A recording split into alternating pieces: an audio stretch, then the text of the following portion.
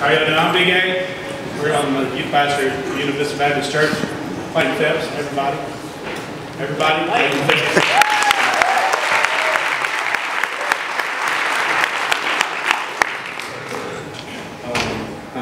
Can y'all hear me? Yeah. I just want to start out, by the way, my name's Clayton. I'm 15. I was born in Somerset. Sorry, I'm kind of nervous, so I did. But I was born in Somerset, lived here all my life, played baseball for 7 years. And I'll just give you a little view of what I've been told I went through that day. I don't remember any of it, I'll be honest, but this is what happened. It was March 10th on a Saturday, and we was just scrimmaging as normal as we usually do, just inter squad. And they said I got to bat. I hit one to left field, got a double off of it. Got bunted around the third, and then someone hit a single. I went home, just started walking in the dugout casually, and they said that I gave a couple kids a high five and sat down, and then I started to get up, and whenever I got up, I just collapsed, and whenever I did, they said that I hit my head on the bench, and I still have, my nose is still swollen from it, and I had a couple cuts and bruises from it, but whenever I hit, they said that there was a few people that came in that were just parents, and they came. One lady gave me mouth to mouth, the other person gave me compressions on my chest, and another lady was helping direct them. And they did that for a while until the EMT came. And when the EMT came, they said that they shocked me 4 times until they got a pulse. And then they took me to the hospital here in the emergency room here. And after that, they flew me to UK.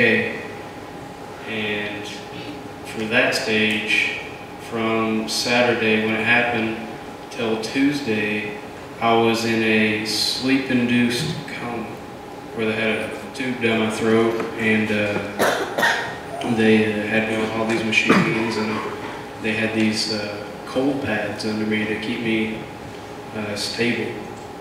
And so, because they were really afraid that I had like a brain injury, but they had to do that and slowly let the temperature up more and more.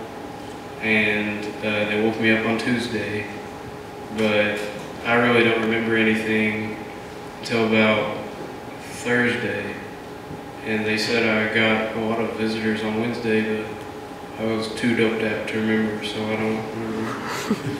But that's about you guys. The Wednesday night before, I believe that I don't think things happen by chance. And I know a lot of other youth ministers here, and maybe even some of you know that God has a plan for everything that we do. And what happened is God was preparing Clayton for this very night, I believe, the Wednesday night before he actually died. Wednesday night, before that Saturday, we had youth as well as do praise and worship and everything, and at the end of the service, we always give altar call, no matter what. Clayton came up, and I'm not supposed to tell you that he bawled like a baby, but he was. Now Clayton's a man's man. He really is. He's a tough guy. He doesn't show a whole lot of emotion, except for a lot of laughter, which he constantly brings us in the youth group. And but he was broken that night. God was wearing him out. And he said, he came up to me and he goes, "Man," he said, "I'm not living it." He said, "I want to." He said, "But I'm just not living it." And God really had a hold of him. And so he rededicated his life that night and got right with God. And like I said, I believe that he was preparing him. Clayton has just recently gained his position as one of our youth leaders in our group. Been waiting and waiting on Clayton. He's really come around the last little bit, but just been kind of waiting for this one little extra thing to pop up. And he likes to use it. He really uses this excuse now. And if you go to school with him, you know, dude, I died. I just got out of the hospital. That's not why we gave him a position. Tonight is the reason that we gave him the position. This was the one thing that I believe God and myself was waiting for Clayton to go, you know what? In front of all my friends, in front of people that I know, I'm willing to stand up and proclaim Christ's name. And so you're a lucky man, right? I mean, God have anything to do with what happened? I wouldn't say lucky, I'd say blessed. So what about people who say, you know, well, it was just a coincidence that the people were there, you know, you really are just a lucky guy. There was people there and they just took care of you. It's just, you know, it's not really a God thing. Well, I mean, God orchestrated it perfectly because the two people that were actually there and gave me CPR weren't even supposed to be there. So, I mean, one lady got the time wrong for practice. That was a nurse, and she just showed up. And then the other lady would, like, I think she, if I remember right, she was actually just getting ready to leave. She was starting to walk out, and she saw it happen. And that's, I mean, he had it perfectly. There was, I mean, I guess he meant for me. I guess he wasn't done with me or something. I don't know. All right, Clayton, we'll finish up with this. What's the one thing? Well, first, I'm sure everybody wants to know, what about your health, and are you going to get to play ball again or anything like that? I'm really not supposed to, like, the doctors, they really don't want me to, like, play baseball or anything just because of, like, the conditioning that comes with it. I mean, you know, you get to sit out a lot and stuff, but just the conditioning that comes with it with a high school sport, they really don't want me to because of the medicine and that I'm on and stuff.